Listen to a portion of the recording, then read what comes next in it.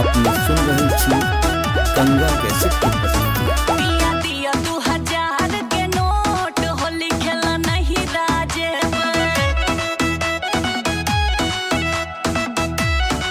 यो दिया दिया 2000 के नोट रंग गुलाल हम किनबै लाल हम किनबै होली खेला जेबै हम नहीं राजे डीजे पर नचबै देह तोर सखी के मुंह लाल हम करबै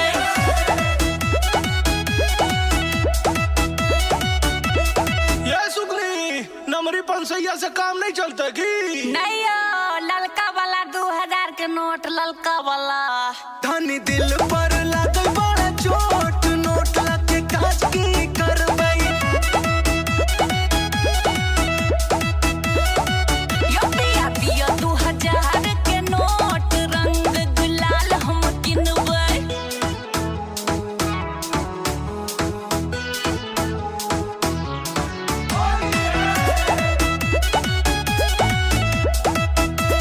होली हुर दंग हेतै बहुते उमंग हेतै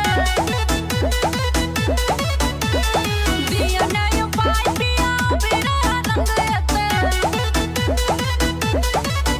मन करुने हमर वहाँ छोट रंग गुलाल हम किनबै दिल पर लागल बड़ा चोट नोट लगे काज की करबै दिया दिया 2000 के नोट रंग गुलाल हम किनबै बनल पकवान छै मचल घमासान छै बुढ़वा समेत देखू पिए सब बांग छै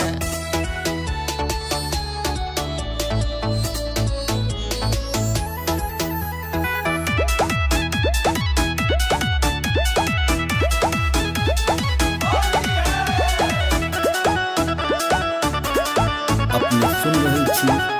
गंगा कैसे मानू नहीं ये सजनी आहा हमर बात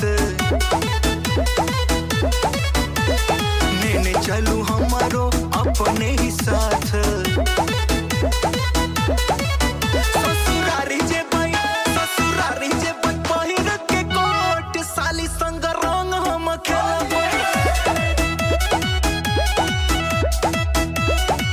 यो पिया दिया 2000 के नोट रंग गुलाल हम किनबै कमे रुपया से काज चलाबू अरे प्राण प्रिया धारू मन के काबू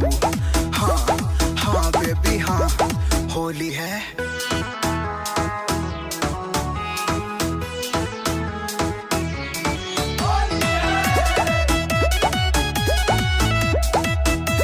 किया बाजे छिया लबर हमरा देखले अच्छी सब असगर रखने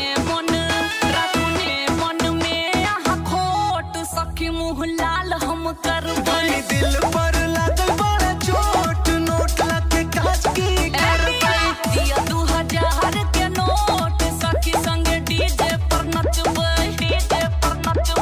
पिया दियो भांगा दारू पिया